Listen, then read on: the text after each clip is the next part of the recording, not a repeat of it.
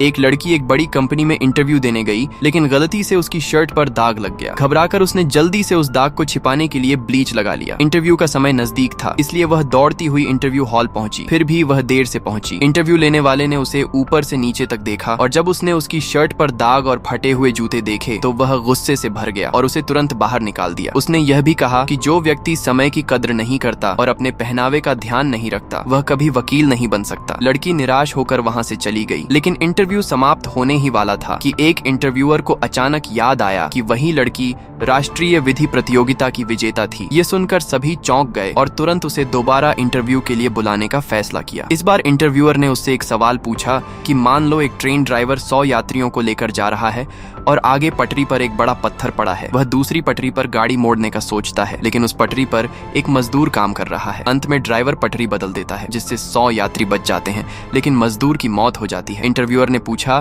कि क्या ड्राइवर का यह कृत्य हत्या कहलाएगा। बाकी सभी उम्मीदवारों ने कहा कि यह हत्या नहीं है, लेकिन लड़की ने कहा कि यह हत्या है। सभी हैरान रह गए। उसने समझाया कि क्योंकि ड्राइवर को स्पष्ट रूप से पता था कि मजदूर की मौत हो जाएगी, फिर भी उसने पटरी बदलने का निर्णय लिया, इसलिए यह हत्या है। इंटरव्यूअर ने फिर पूछा कि क्या 100 लोगों को बचाने के बाद भी ड्राइवर को सजा मिलनी चाहिए। लड़की ने तुरंत जवाब दिया कि उसने यह नहीं कहा कि उसे सजा मिलनी चाहिए, उसने केवल इतना कहा कि यह कृत्य हत्या है। यह सुनकर पूरा हॉल शांत हो गया और उसका उत्तर सभी इंटरव्यूअरों को संतुष्ट कर गया। अंत में वह लड़की उस बड़ी कंपनी में चयनित हो गई।